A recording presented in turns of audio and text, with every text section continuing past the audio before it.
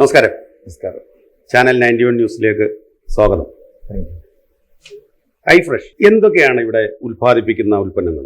ഞങ്ങളുടെ കമ്പനി 2017 ഫെബ്രുവരിയിൽ തുടങ്ങിയതാണ്. കഴിഞ്ഞ 9 വർഷമായിട്ട് ഞങ്ങൾ കേരളത്തിൻ്റെ എല്ലാ സ്ഥലങ്ങളിലും മീറ്റിനോടനുബന്ധിച്ചിട്ടുള്ള എല്ലാ പ്രോഡക്റ്റുകളും സപ്ലൈ ചെയ്യുന്നുണ്ട്. തിരുവനന്തപുരം തൊട്ട് കോഴിക്കോട് വരെയുള്ള മാർക്കറ്റാണ് പ്രധാനമായിട്ടും ഞങ്ങൾ ചെയ്യുന്നത്. ഇവിടെ ഉൽപ്പാദിപ്പിക്കുന്നത് ബീഫ്, ആട്, കോഴി, താറാവ്, അതിൻ്റെ വാല്യൂ അഡീഷൻ പ്രോഡക്ട്സ്. ഓക്കെ. ഇപ്പം നമ്മൾ സാധാരണയായിട്ട് ധാരാളം അറവുശാലകൾ നമ്മുടെ കേരളത്തിൽ കാണാറുണ്ട്. എന്ന് പറഞ്ഞാൽ ലക്ഷക്കണക്കിന് അറവുശാലകളുണ്ട്. അത് കൂടുതലും പ്രവർത്തിക്കുന്നത് ശനി ഞായർ ദിവസങ്ങളാണ് കൂടുതലായിട്ട് അറവുശാലകളുടെ പ്രവർത്തനമുള്ളത്. അല്ലാതെ എല്ലാ ദിവസവും പ്രവർത്തിക്കുന്ന അറവുശാലകളും ഉണ്ട്. കേരളത്തെ സംബന്ധിച്ച് ഏറ്റവും കൂടുതൽ മാംസം കഴിക്കുന്ന ആളുകൾ ശതമാനത്തിൽ ഏറ്റവും മുൻപന്തി നിൽക്കുന്ന ഒരു സംസ്ഥാനമാണ് കേരളം. അപ്പോൾ അതിൽ മികച്ച ഭക്ഷണം എന്ന് പറഞ്ഞാൽ മാലിന്യം കലരാത്ത ഭക്ഷ്യ സുരക്ഷ എല്ലാം പാലിച്ചുകൊണ്ട് ഉള്ള ഭക്ഷണം പലപ്പോഴും കിട്ടുന്നില്ല എന്നുള്ള ഒരു പരാതി പൊതുവായിട്ട് കേരളത്തിൽ പറയപ്പെടുന്നുണ്ട്. ആ ഒരു ഇതിന് എന്താണ് നിങ്ങളുടെ പ്രോഡക്റ്റിനെ കുറിച്ച് പറയാനുള്ളത്? ആദ്യമായിട്ട് മനസ്സിലാക്കേണ്ടത്, കേരളത്തെ സംബന്ധിച്ചിടത്തോളം കേരളത്തിലെ അൺഓതറൈസ്ഡ് ബുച്ചേഴ്സിൻ്റെ റീറ്റെയിൽ ഷോപ്സാണ് ഏറ്റവും കൂടുതലുള്ളത്. അൺഓർഗനൈസ്ഡ്. ഓർഗനൈസ്ഡ് സെക്ടറിൽ ഇവിടെ 4-5 കമ്പനികളുണ്ട്. ആദ്യം ഓർഗനൈസ്ഡ് സെക്ടറിൽ വന്ന കമ്പനിയാണ് ഗവൺമെൻറ്റിൻ്റെ മീറ്റ് പ്രോഡക്ട്സ് ഓഫ് ഇന്ത്യ. ആ മീറ്റ് പ്രോഡക്ട്സ് ഓഫ് ഇന്ത്യയുടെ മാനേജിംഗ് ഡയറക്ടറായിട്ട് 17 കൊല്ലം ഇരുന്ന രാമചന്ദ്രൻ നായരാണ് ഞങ്ങളുടെ ഈ കമ്പനി തുടങ്ങുന്നതിന് വേണ്ടിയുള്ള പ്രവർത്തനം ആരംഭിച്ചതും. രാമചന്ദ്രൻ നായർ ഞങ്ങളുടെ ജനറൽ മാനേജറായിട്ട് ഒരു 4 കൊല്ലം പ്രവർത്തിക്കുകയും ചെയ്തു. ഇവിടെ ഞങ്ങൾക്ക് വെറ്റിനറി ഡോക്ടറുണ്ട്. ഹൈജീനിക്കായിട്ട് പ്രവർത്തിക്കേണ്ട കുറേ മാൻഡേറ്ററി ഉണ്ട്. ആ മാൻഡേറ്ററി അനുസരിച്ചാണ് ഞങ്ങൾ പ്രവർത്തിക്കുന്നത്. FSAക്കാരുടെ ഫുഡ് സേഫ്റ്റിക്കാരുടെ എല്ലാ മാനദണ്ഡങ്ങളും ഞങ്ങൾ പാലിച്ചുകൊണ്ടാണ്. അതെ. ഇപ്പോൾ നമ്മൾ സാധാരണ അറവുശാലകളിൽ ഇപ്പോൾ ഭക്ഷ്യയോഗ്യമല്ലാത്ത മൃഗങ്ങളെ വരെ കൊണ്ടുവന്ന് കൊല്ലുന്ന കാഴ്ചകൾ ഞങ്ങളുടെ ചാനൽ ഒരു പരമ്പര തന്നെ ഇതിനെ സംബന്ധിച്ച് ചെയ്തതാണ്. രോഗം വന്നതും എഴുന്നേറ്റ് നടക്കാൻ പാടില്ലാത്തതിനൊക്കെ ഇങ്ങനെ വണ്ടിയിൽ നിന്ന് വലിച്ചിറക്കി വീഴുമ്പോൾ അവിടെ നിന്ന് വീണ്ടും എടുത്തുകൊണ്ട് പോയിട്ട് അറുത്ത് വിൽക്കുന്ന സാധനം. പിന്നെ മറ്റൊരു സാധനം, ഈ ചത്ത മാടുകൾ അങ്ങനെ വിൽക്കുന്നുണ്ടെന്നും കേൾക്കുന്നു. ഇതിനകത്തൊക്കെ യാഥാർത്ഥ്യം ഉണ്ടോ? അങ്ങനെ യഥാർത്ഥത്തിൽ കേരളത്തിൽ അങ്ങനെ ചത്തമാടിന്റെ കച്ചവടം വളരെ വ്യാപകമായിട്ടില്ല. പക്ഷെ തമിഴ്നാട്ടിൽ അത് വ്യാപകമായിട്ടുണ്ട്. തമിഴ്നാട്ടിൽ നിങ്ങൾ കയറി വരുന്നില്ല? തമിഴ്നാട്ടിൽ അതിന്റെ കാരണം എന്താണെന്ന് വെച്ച് കഴിഞ്ഞാൽ, തമിഴ്നാട്ടിൽ ഒത്തിരി മാടുചന്തയുണ്ട്. ഒത്തിരി മാടുചന്ത 1000-1500 മാടുകൾ വരുന്ന ചന്തകൾ ഒത്തിരി ഉണ്ട്. ആ തമിഴ്നാട് ചന്തകളിൽ കിട്ടുന്ന മാടുകളെ അത് അല്പം വില കുറഞ്ഞ് സാധാരണ നല്ല ആരോഗ്യമുള്ള മാടിന് കൊടുക്കുന്നതിൻ്റെ പകുതി വിലയോ അതിൽ താഴെയോ കൊടുത്താൽ അത്തരം മാടുകളെ കിട്ടും. ഇത്തരം മാടുകൾക്ക് രോഗസാധ്യതയേക്കാൾ കൂടുതലായിട്ട് അതിൻ്റെ രുചി വളരെ കുറവായിരിക്കും. ആരോഗ്യമുള്ള മാടിന് മാത്രമേ നല്ല രുചിയുള്ള മാംസം കിട്ടത്തുള്ളൂ. ഈ ആരോഗ്യമുള്ള മാടാണെന്ന് ഉറപ്പുവരുത്തിയ ശേഷം വെറ്റിനറി ഡോക്ടർ സർട്ടിഫൈ ചെയ്ത ശേഷം മാത്രമേ മാടിനെ കട്ട് ചെയ്യാവൂ എന്ന് ഈ നിയമത്തിൽ പറയുന്നില്ലേ? അത് എത്രത്തോളം പാലിക്കപ്പെടുന്നു? അതിൽ ഈ അൺഓർഗനൈസ്ഡ് സെക്ടറിൽ അത് പ്രാക്ടിക്കലായിട്ട് നടപ്പാക്കാൻ പറ്റിയിട്ടില്ല ഇതുവരെ. പക്ഷേ ഓർഗനൈസ്ഡ് സെക്ടറിൽ അത് കൃത്യമായിട്ട് നടപ്പാകുന്നുണ്ട്. കാരണം പ്രീ മോർട്ടവും പോസ്റ്റ്മോർട്ടവും കൃത്യമായിട്ട് ചെയ്യുന്നത്. Ante postmortem, pre postmortem, 2 postmortem നടത്തണമെന്നാണ്. ഈ 2 പോസ്റ്റ്മോർട്ടം കഴിയുമ്പോൾ, അതായത് കൊല്ലുന്നതിന് മുമ്പ് ഇത് പൂർണ്ണ ആരോഗ്യമാണോ എന്ന് കാണണം. കൊന്നതിന് ശേഷം ഭക്ഷ്യയോഗ്യമാണോ എന്ന് കാണണം. ഇത് രണ്ടും സർട്ടിഫൈ ചെയ്താൽ മാത്രമേ ഇത് ഫുഡ് സേഫ്റ്റിയുടെ മാനദണ്ഡത്തിൽ പെടുകയുള്ളൂ. ഈ അൺലീഗലായിട്ട് നടക്കുന്ന അറവുശാലകളിൽ ഇതൊന്നുമേ ഇല്ല എന്നുള്ളതാണ്. അതിന് അപ്രായോഗികത ഒത്തിരി ഉണ്ട്. കാരണം എന്താണെന്ന് വെച്ച് കഴിഞ്ഞാൽ, പഞ്ചായത്തുകളിലും മുനിസിപ്പാലിറ്റികളിലും അതിന് വേണ്ടുന്ന ടെക്നിക്കൽ സ്റ്റാഫ് ഇല്ല എന്നുള്ളതാണ് ഒന്നാമത്തെ കാര്യം. രണ്ടാമത്തെ കാര്യം, ഇത് അൺഓതറൈസ്ഡ് ആയിട്ട് നടക്കുന്ന പല സ്ഥാപനങ്ങളും പഞ്ചായത്തിൻ്റെയും മുനിസിപ്പാലിറ്റിയുടെയും അറിവിൽ പോലുമല്ല.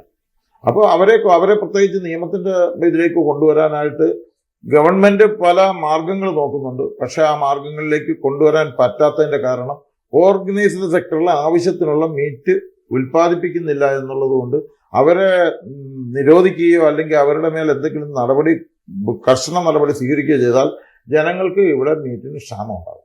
ഓർഗനൈസ്ഡ് സെക്ടറിൽ ഇന്ന് ആകെപ്പാടെ 5 കമ്പനിയാണ് ഉള്ളത്. ഒന്നും കേരളത്തിൽ. കേരളത്തിന്റെ മീറ്റിന്റെ ഡിമാൻഡ് എന്ന് പറയുന്നത് 3 ലക്ഷം ടണ്ണാണ് ഒരു വർഷം. 1,20,000 ടണ്ണ് പോത്ത്, 90,000 ടണ്ണ് കോഴി, പിന്നെ 45,000 ടണ്ണ് മട്ടൺ, 44,000 ടണ്ണ് പോർക്ക്. ഇതാണ് മെയിനായിട്ടും കേരളത്തിൽ വിൽക്കുന്നത്.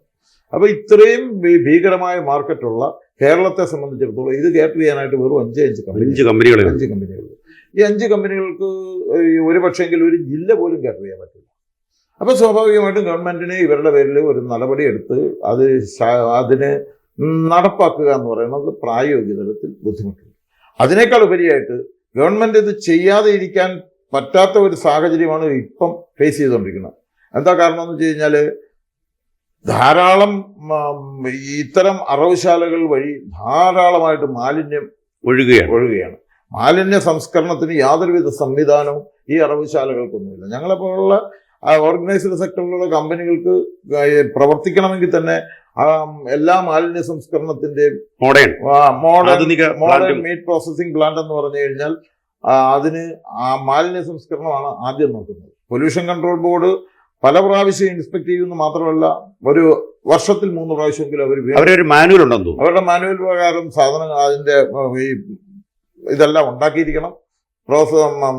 പ്രോസസ്സിങ് അല്ലെങ്കിൽ ഈ സോളിഡ് വേസ്റ്റും ലിക്വിഡ് വേസ്റ്റും വെവ്വേറെ തരംതിരിച്ച് അത് മാറ്റുന്നതിനുള്ള പ്ലാന്റ് നമ്മൾ ഇൻസ്റ്റാൾ ചെയ്തെങ്കിൽ മാത്രമേ നമുക്കിത് കിട്ടും. അതിന് ലക്ഷക്കണക്കിന് രൂപ ചെലവല്ലേ? അതിന് വലിയ അതാണ് ഈ മേഖലയിലുള്ള ഏറ്റവും വലിയൊരു അനധികൃതം പ്രവർത്തിക്കാനുള്ള കാരണം എന്താണെന്ന് വെച്ച് കഴിഞ്ഞാൽ ഇതൊരു സോളിഡ് വേസ്റ്റ് നിർമ്മാർജ്ജനവും ലിക്വിഡ് വേസ്റ്റ് നിർമ്മാർജ്ജനവും വാട്ടർ വേസ്റ്റ് നിർമ്മാർജ്ജനവും രണ്ടും കൂടി ആലോചിക്കുകയാണെങ്കിൽ ഏകദേശം 2 കോടി തൊട്ട് 3 കോടി വരെ ചെലവാകും. 2 കോടി രൂപ ഇല്ലാതെ അങ്ങനെ ഒരു സോളിഡ് വേസ്റ്റ് മാനേജ്മെന്റ് പ്ലാന്റ് ഉണ്ടാക്കാൻ പറ്റില്ല. കേരളത്തിൽ 2 ഗവൺമെന്റ് കമ്പനികളുണ്ട്. ഒന്ന് MBI കൂത്താട്ടുകുളത്ത് പ്രവർത്തിക്കുന്നു, മീറ്റ് പ്രൊഡക്ട്സ് ഓഫ് ഇന്ത്യ. രണ്ടാമത്തത് സുൽത്താൻ ബത്തേരി പ്രവർത്തിക്കുന്ന ബ്രഹ്മഗിരി. ഈ 2 കമ്പനികളും മാൻഡേറ്ററി ആയിട്ടുള്ള എല്ലാ സംവിധാനങ്ങളും ഉള്ളവരാണ്. പക്ഷെ അവരുടെ കയ്യിൽ ആവശ്യത്തിന് സപ്ലൈ ചെയ്യാൻ ഇല്ല എന്നുള്ളതാണ് അവരുടെ ഏറ്റവും വലിയ ബുദ്ധിമുട്ട്. എല്ലാവർക്കും ഇപ്പം ഞങ്ങളെപ്പോലുള്ള എല്ലാ കമ്പനികളും ഒരു 5-10 കമ്പനികൾ കേരളത്തിൽ വന്നാൽ പോലും ഒരു സർട്ടൻ പെർസെന്റേജ് മാത്രമേ ഡിമാൻഡ് മീറ്റപ്പ് ചെയ്യാൻ പറ്റുള്ളൂ. അത്ര അധികം ഡിമാൻഡുണ്ട്. ശരിക്കും പറഞ്ഞാൽ ഗവൺമെന്റിന് ഇത് കുറച്ചുകൂടെ ഇടപെടൽ നടത്തി ഇതിനെ കുറച്ചുകൂടി കൂടുതൽ ബിസിനസ് വരത്തക്ക രീതിയിലുള്ള ഒരു അവയർനെസ് കൊടുത്താൽ ഈ രംഗത്തേക്ക് ബിസിനസ്സുകാർ കൂടുതലായിട്ട് വരാൻ സാധ്യതയില്ലേ? അല്ലാത്ത പക്ഷം ഇപ്പൊ ഈ വിഷം, ഈ മാലിന്യം ഇറച്ചിയാണ് കഴിക്കുന്നത്. അതിന്റെ കാരണം എന്താണെന്ന് വെച്ച് കഴിഞ്ഞാല് തമിഴ്നാട്ടിൽ നിന്ന് ധാരാളമായിട്ട് ഈ പറഞ്ഞ വിഷമുള്ള അല്ലെങ്കിൽ ചത്തത് ചാകാൻ പോകണത് അങ്ങനെയുള്ള ധാരാളം ഇറച്ചികൾ വളരെ വിലക്കുറച്ച് ഇവിടെ കിട്ടുകയും അത് ചില റീറ്റെയിൽ ട്രേഡേഴ്സ് വാങ്ങി ധാരാളമായിട്ട് വിതരണം നടത്തുകയും ചെയ്യുന്നുണ്ട്. അതിനെ പ്രതിരോധിക്കാൻ ഗവൺമെന്റ് പല മാർഗങ്ങൾ നോക്കുന്നുണ്ടെങ്കിൽ അത് പരിശോധിക്കാനുള്ള അധികാരി ഭക്ഷ്യസുരക്ഷാ വകുപ്പിനല്ലേ? ഭക്ഷ്യസുരക്ഷാ വകുപ്പിനുണ്ട്. പക്ഷെ ഭക്ഷ്യസുരക്ഷാ വകുപ്പിന്റെ മെഷീനറി മാക്സിമം ചെയ്യാവുന്ന കാര്യങ്ങൾ ചെയ്യുന്നുണ്ട്. പലയിടത്തും വരുന്ന റെയിൽവേ സ്റ്റേഷനുകളിലൊക്കെ അല്ലെങ്കിൽ മറ്റു സ്ഥലങ്ങളിൽ വണ്ടിയിലൊക്കെ കൊണ്ടുപോകുന്നതിന്റെ സാമ്പിൾ എടുക്കുകയും ഞങ്ങളുടെ കമ്പനിയിലും 2-3 മാസം കൂടുമ്പോൾ ഭക്ഷ്യസുരക്ഷാ വകുപ്പ് സാമ്പിൾ എടുത്ത് പോകാറുണ്ട്. അപ്പോൾ സാമ്പിൾ എടുത്ത് പോയിട്ട് എന്തെങ്കിലും കൃത്രിമമോ അല്ലെങ്കിൽ എന്തെങ്കിലും ഇറഗുലാരിറ്റി കണ്ടെത്തുകയാണെന്നുണ്ടെങ്കിൽ തീർച്ചയായിട്ടും അവർ വലിയ പൈസ ചാർജ് ചെയ്യുന്നുണ്ട്, പെനാൽറ്റി അടിക്കുന്നുണ്ട്. പക്ഷെ നിങ്ങളെപ്പോലുള്ളവർ ഇത്രയും സുരക്ഷിതമായിട്ട് കാര്യങ്ങൾ ചെയ്യുമ്പോൾ ഇവിടെ വന്ന് കണ്ടെത്താൻ വേണ്ടി ശ്രമിക്കുന്നു. അതേ സമയത്ത് ഒരു കണക്കും ഒരു നിയന്ത്രണവും ഇല്ലാതെ ഈ നേരത്തെ പറഞ്ഞതുപോലെ ഒരു പുളിയുടെ തടിയും ഒരു വെട്ടുകത്തിയും 4 കോലും ഒരു ഷീറ്റും ഉണ്ടെങ്കിൽ ഇറച്ചിക്കട എവിടെയും തുടങ്ങാമെന്ന് പറയുന്നൊരവസ്ഥയാണ്. ശരിക്കും പറഞ്ഞാൽ അത് ഗവൺമെന്റ് ഇത്രയും മനുഷ്യരുടെ സുരക്ഷയെ ബാധിക്കുന്ന ഒരു വിഷയത്തിൽ ഗവൺമെന്റ് കുറച്ചുകൂടെ ഗൗരവമായിട്ട് ഇടപെടൽ നടത്തേണ്ട ഒരു മേഖലയല്ലേ? ഇതിനകത്ത് കുറച്ച് രാഷ്ട്രീയവും ഉണ്ടെന്നാണ് മനസ്സിലാക്കേണ്ടത്. അല്ലെങ്കിൽ ഞാൻ മനസ്സിലാക്കുന്ന കുറച്ച് രാഷ്ട്രീയമുണ്ട്. കാരണം ഈ ചെറുകിട വ്യാപാരികളുടെ ഒരു സമ്മർദ്ദം ഗവൺമെന്റിനുണ്ട്. അതുകൊണ്ട് കൃത്യമായി ഗവൺമെന്റിന് വാസ്തവത്തിൽ ഒരു 4-5 കൊല്ലം 5 ഒരു 7-8 കൊല്ലം മുമ്പ് തൊട്ട് ഹൈക്കോടതിയുടെ നിർദ്ദേശം നിരവധി ഉത്തരവുകളുണ്ട്.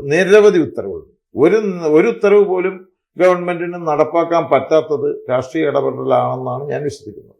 അല്ലെങ്കിൽ ഹൈക്കോടതി കൃത്യമായിട്ട് പറഞ്ഞിട്ടുണ്ട്. ഹൈക്കോടതി പറഞ്ഞതനുസരിച്ച് ഗവൺമെന്റ് പ്രവർത്തിക്കുകയാണെങ്കിൽ തീർച്ചയായിട്ടും ഇവിടെ ഇന്ന് കിട്ടുന്നതിനേക്കാളും വളരെ നല്ല ക്വാളിറ്റിയുള്ള സുരക്ഷിതമായ മാംസം കിട്ടുമെന്ന് മാത്രമല്ല ജനങ്ങൾക്ക് അതിനെ വിശ്വസിക്കാനും കഴിയും.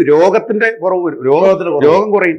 ഇത്രയധികം എനിക്ക് തോന്നുന്നത് നല്ലൊരു ഭാഗം രോഗം ഈ കേരളത്തിലെ ജനങ്ങൾക്ക് അനുഭവിക്കേണ്ടി വരുന്നതും ഈ ഭക്ഷണവുമായിട്ട് ബന്ധപ്പെട്ട് മീറ്റിൽ നിന്നുള്ള നല്ലൊരു ഭാഗം രോഗം വരുന്നു. മീറ്റിൽ ധാരാളമായ അണുക്കൾ ഉണ്ടാകും. ധാരാളമായ അണുക്കൾ വരുന്നത് മുഴുവനും രോഗത്തെ സ്വാധീനിക്കാൻ സാധ്യതയുണ്ട്. അതുകൊണ്ട് മീറ്റ് ഹൈജീനിക് ആയിട്ടുള്ള നല്ല ക്വാളിറ്റിയുള്ള മീറ്റ്, ബാക്ടീരിയ ഇല്ലാത്ത മീറ്റ് ലഭിക്കുകയാണെന്നുണ്ടെങ്കിൽ ഒത്തിരി രോഗം കുറയും. ഒത്തിരി. കാരണം മീൻ അത്ര അപകടകാരിയല്ല, മീറ്റ് വളരെ അപകടകാരിയാണ് അൺഹൈജീനിക് ആണെങ്കിൽ. ഇപ്പൊ ഞാൻ കണ്ടു, നമ്മുടെ ഫ്രീസിംഗ് പ്ലാന്റ് കണ്ടു. അത് എത്ര ഡിഗ്രി വരെയാണ് അതിന്റെ ടെമ്പറേച്ചർ നമ്മൾ നിലനിർത്തുന്നത്? ഇതിൽ ഞങ്ങൾക്ക് 4 യൂണിറ്റാണ് ഉള്ളത്. ഒരു യൂണിറ്റിൽ ചില്ലറാണ്. അത് 0 to 4 ഡിഗ്രി ഇതിലാണ് തണുപ്പിക്കുന്നത്. 0 to 4 ഡിഗ്രിയിൽ തണുപ്പിച്ചിട്ടാണ് അത് പ്രോസസ്സിംഗ് ഹോളിലേക്ക് പോകുന്നത്. അവിടെ പ്ലസ് 16 ഡിഗ്രി സെന്റിഗ്രേഡിലാണ് അവിടുത്തെ ജോലിക്കാർ അവിടെ പ്രവർത്തിക്കുന്നത്. അത് കഴിഞ്ഞിട്ട് അത് നല്ല രീതിയിൽ അതിന്റെ തരംതിരിക്കലും അതിന്റെ ക്ലീനിങ്ങും കഴിഞ്ഞതിന് ശേഷം പിന്നെ 0 to 4 കൊണ്ടുവയ്ക്കും. അത് ചില്ലർ. ആ ചില്ലറിൽ നിന്നും ഞങ്ങൾ ബ്ലാസ്റ്റിലേക്ക് -40 തണുപ്പിക്കുന്ന ബ്ലാസ്റ്റിലേക്ക് പോകും. -40 ബ്ലാസ്റ്റിൽ തണുപ്പിച്ചതിന് ശേഷം അതെടുത്ത് -18 തണുക്കുന്ന സ്റ്റോറിലേക്ക് എടുത്തു വെക്കുക. അതാണ് അതിന്റെ ഫൈനൽ പ്രോസസ്. ഇതിലൊരു പ്രത്യേകത എന്താണെന്ന് വെച്ച് കഴിഞ്ഞാൽ ഈ -40 തണുപ്പിക്കാത്ത ഒരു സാധനവും ഞങ്ങൾ പുറത്തേക്ക് വിടാറില്ല. -40 തണുപ്പിക്കുമ്പോൾ ഉള്ള അഡ്വാൻറ്റേജ് എന്താണെന്ന് വെച്ച് കഴിഞ്ഞാൽ ഈ മീറ്റിലുള്ള എല്ലാവിധ ബാക്ടീരിയയും ഒരു 18, 20, 22 ഒക്കെ ആകുമ്പോൾ തന്നെ ബാക്ടീരിയയുടെ 90-92% അല്ലെ 95% അത് നിർജീവമാകും.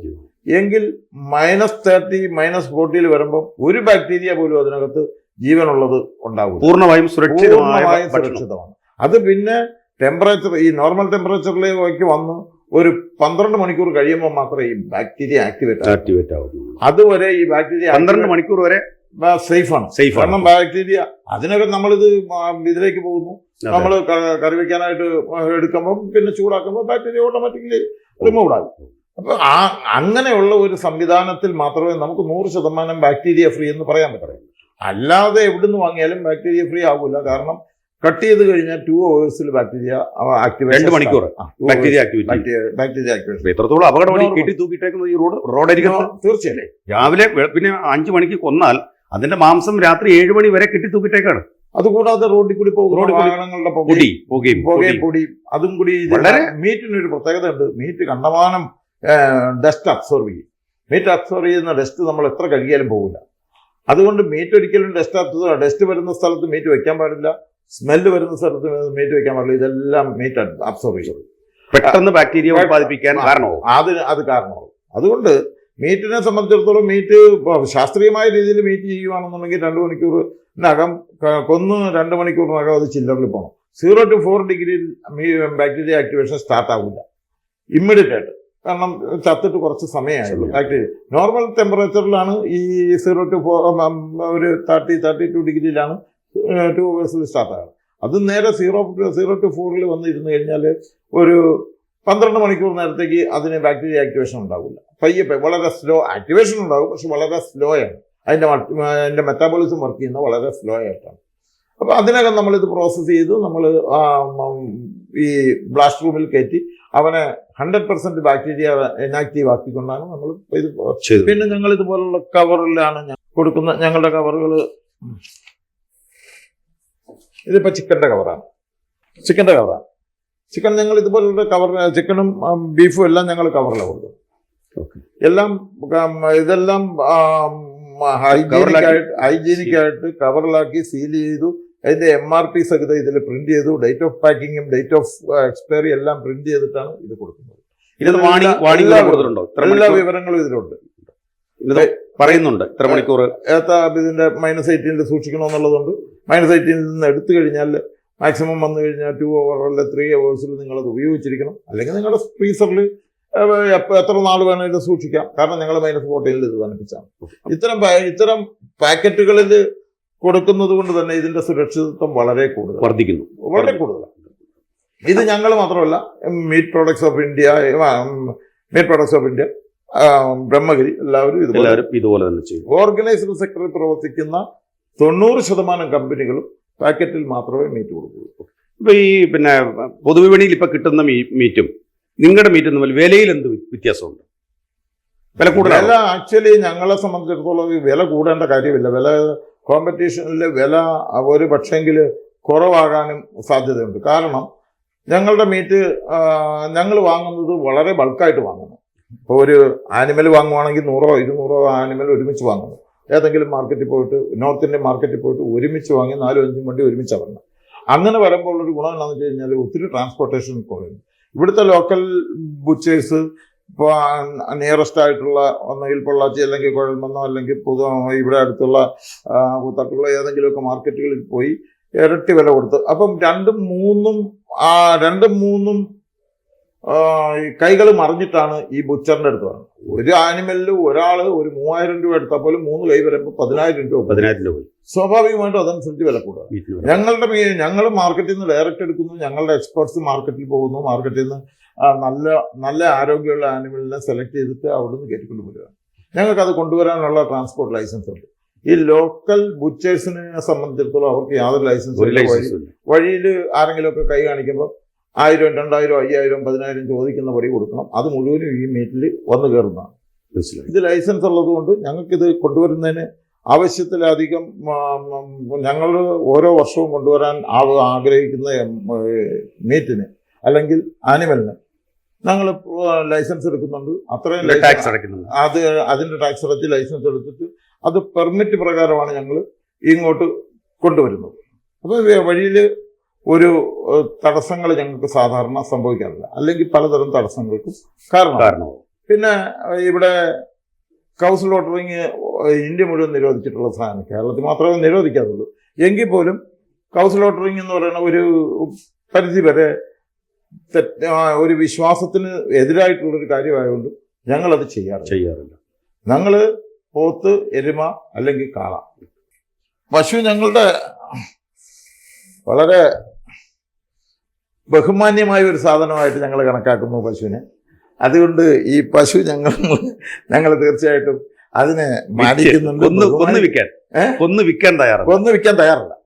അപ്പോൾ നമ്മുടെ നാട്ടില് ഈ ഭക്ഷണത്തിലൊക്കെ ഈ ഹലാൽ പലപ്പോഴും ഒരു സമൂഹം, ഒരു സമുദായം, തീർച്ചയായിട്ടും മേജർ കമ്മ്യൂണിറ്റി മാംസം കഴിക്കുന്നവരില്ല മുസ്ലിംസ് ആണ്. ആ മുസ്ലിംസിൽ 100% മാംസം കഴിക്കുന്നതാണ്. ശരിക്കും പറഞ്ഞു കഴിഞ്ഞാൽ മുസ്ലിം കമ്മ്യൂണിറ്റിയുടെ ബിസിനസ് ഞങ്ങളെ സംബന്ധിച്ചിടത്തോളം വളരെ പ്രധാനമാണ്. ഒന്ന്. രണ്ടാമത്, ഞങ്ങളുടെ പ്രോഡക്റ്റുകൾ മിഡിൽ ഈസ്റ്റിലേക്ക് ധാരാളം കയറി പോകുന്നുണ്ട്. അതുകൊണ്ട് മിഡിൽ ഈസ്റ്റിൽ പോകണമെങ്കിൽ അവിടെയും ഈ കമ്മ്യൂണിറ്റിയുടെ നിയമങ്ങൾ പാലിച്ചെങ്കിൽ മാത്രമേ അങ്ങോട്ട് കൊണ്ടുപോകാൻ പറ്റൂ. അതുകൊണ്ട് ഞങ്ങൾക്ക് നിയമപരമായിട്ട് ഹലാൽ സർട്ടിഫിക്കറ്റ് ഉണ്ടെന്ന് മാത്രമല്ല, അത് വെറുതെ ഒരു സർട്ടിഫിക്കറ്റ് അല്ല, വളരെ ഉത്തരവാദിത്വത്തോടു കൂടി ഹലാലായി ഇതിനെ പ്രോസസ് ചെയ്യുന്നതിന് വേണ്ടുന്ന സംവിധാനങ്ങൾ ഞങ്ങൾ എല്ലാം ചെയ്യും. നമ്മുടെ ഫ്രാഞ്ചൈസി കൊടുക്കുന്നുണ്ടോ? നമ്മൾ എങ്ങനെയാണ്? ഫ്രാഞ്ചൈസികൾ ഞങ്ങൾ കൊടുക്കുന്നുണ്ട്. ഇവിടെ ഡയറക്റ്റ് സെയിലുണ്ട്. ധാരാളം ആളുകൾ ഇവിടെ വന്ന് വാങ്ങാറുണ്ട്. അതുകൂടാതെ ഞങ്ങളുടെ കുറേ തിരുവനന്തപുരം തൊട്ട് തൃശ്ശൂർ, കോഴിക്കോട് വരെയുള്ള കുറേ ഏജന്റുമാരുണ്ട്. അവർ വാങ്ങിക്കൊണ്ട് പോയിട്ട് ഹോട്ടലുകൾക്ക്, കാറ്ററിങ്ങുകൾക്ക്, പിന്നെ അല്ലാതെ സൂപ്പർ മാർക്കറ്റ്, മറ്റ് സ്ഥാപനങ്ങൾക്കൊക്കെ വിൽക്കുന്നുണ്ട്. അതുകൂടാതെ ഞങ്ങളുടേതായ ഫ്രാഞ്ചൈസികൾ പല സ്ഥലങ്ങളിലും തുടങ്ങുന്നുണ്ട്, കൂടാതെ തുടങ്ങാൻ ഉദ്ദേശിക്കുന്നുണ്ട്. അതിൽ ഒരു ഫ്രാഞ്ചൈസി തുടങ്ങാനുള്ള മാനദണ്ഡങ്ങൾ എന്തൊക്കെയാണ്? ഫ്രാഞ്ചൈസി തുടങ്ങുന്നതിന് മാനദണ്ഡം എന്ന് പറയുന്നത് ഒരു റൂം ഉണ്ടാകണം. റൂമുണ്ടെങ്കിൽ സ്റ്റോക്ക് എത്ര വേണമെങ്കിലും 1,00,000 രൂപയുടെ ഒരു സ്റ്റോക്ക് ഉണ്ടെങ്കിൽ സ്വാഭാവികമായും പിന്നെ ഡെയിലി അല്ലെങ്കിൽ ഒരു 2 ദിവസം കൂടുമ്പോൾ പർച്ചേസ് ചെയ്ത് കഴിഞ്ഞാൽ ഇത് നടത്തിക്കൊണ്ട് പോകാവുന്ന ബിസിനസ്സാണ്. റൂം സ്വന്തമായിട്ടുണ്ടാകണം, അല്ലെങ്കിൽ വാടകയ്ക്ക് ഒരു റൂം ഉണ്ടാകണം.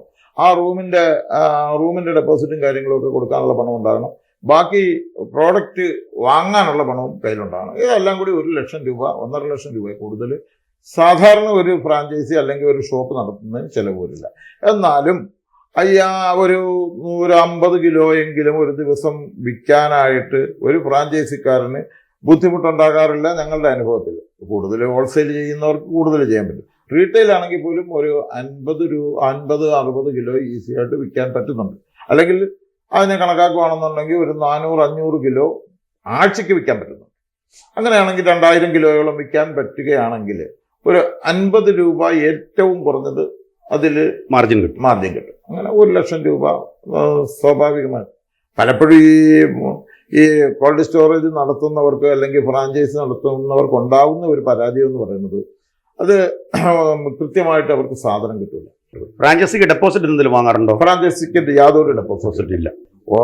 ആകെ ഞങ്ങൾക്ക് ഒരു നിബന്ധനയുള്ളത്, ഞങ്ങളുടെ പ്രോഡക്റ്റുകൾക്ക് കോമ്പറ്റീറ്റീവ് ആയിട്ടുള്ള പ്രോഡക്റ്റുകൾ ആ സ്ഥാപനത്തിൽ വെക്കരുത്. ഞങ്ങളുടെ രജിസ്റ്റേർഡ് ബ്രാൻഡാണ് ഐഫ്രഷ് എന്ന് പറയുന്ന ഒരു രജിസ്റ്റേർഡ് ബ്രാൻഡാണ്.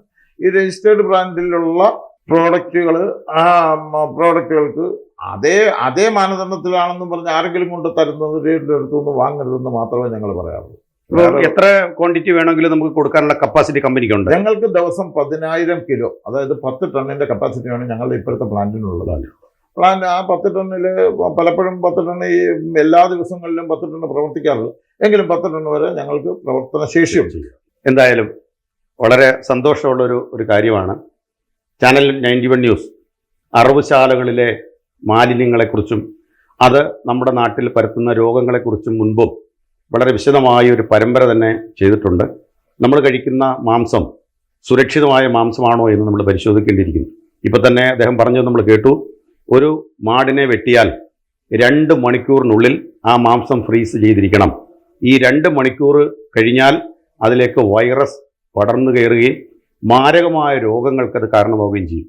ഇന്ന് മലയാളി കഴിക്കുന്ന മാംസം ഭക്ഷ്യയോഗ്യമാണോ എന്ന് നമ്മൾ പരിശോധിക്കേണ്ടിയിരിക്കുന്നു. കുറച്ചുകൂടി ഉത്തരവാദിത്വ ബോധത്തോടുകൂടി നമ്മൾ പ്രവർത്തിക്കേണ്ടിയിരിക്കുന്നു. അതിനോടൊപ്പം ഞങ്ങൾക്ക് ഗവൺമെൻറ്റിനോടും പറയാനുള്ളത്, ഗവൺമെൻറ് ശ്രദ്ധ ഈ രംഗത്ത് പതിയേണ്ടത് അടിയന്തര ആവശ്യമാണ്. ബഹുമാനപ്പെട്ട കോടതി പോലും നിരവധി ഉത്തരവുകൾ ഇതിനെ സംബന്ധിച്ച് ഇട്ടിട്ടുണ്ട്. ഒരു ഉത്തരവുകളും നടപ്പിലാക്കാൻ നമ്മുടെ ഗവൺമെൻറ്റിന് ഭാഗ്യവശാലോ നിർഭാഗ്യവശാലോ കഴിഞ്ഞിട്ടില്ല. ഗവൺമെൻറ്റും ഭക്ഷ്യസുരക്ഷാ വകുപ്പും ഈ രംഗത്ത് കേരളത്തിൽ വിറ്റഴിക്കപ്പെടുന്ന മാംസം ഇവിടുത്തെ ജനങ്ങൾക്ക് കഴിക്കുന്നത് സുരക്ഷിതമാണോ ഭക്ഷ്യയോഗ്യമാണോ എന്ന് ഉറപ്പുവരുത്തി അത് നൽകാനുള്ള കടമ ഗവൺമെൻറ്റിനുണ്ട്. അതേപോലെ തന്നെ പൊതുജനങ്ങളോടും പറയാനുള്ളത്, ഇതേപോലുള്ള സ്ഥാപനങ്ങളിൽ നിന്നുള്ള മാംസം നമ്മൾ വാങ്ങാൻ തയ്യാറാകുക. ഈ റോഡരികത്ത് വെട്ടിത്തൂക്കി ഇടുന്നതിൻ്റെ അനുഭവങ്ങളെക്കുറിച്ച് പറഞ്ഞു. ചത്തമാടുകളും രോഗം വന്ന് വീണ് ചത്തഴുകിയ സാധനങ്ങളൊക്കെ ഈ റോഡരികത്ത് കൊണ്ടുവന്ന് കെട്ടിത്തൂക്കിയാണ് ഇന്ന് മലയാളി നല്ല ഇറച്ചിയാണെന്ന വിശ്വാസത്തിൽ കഴിക്കുന്നത്. അതിൻ്റെ അപകടങ്ങൾ വളരെ ഗുരുതരമാണ്.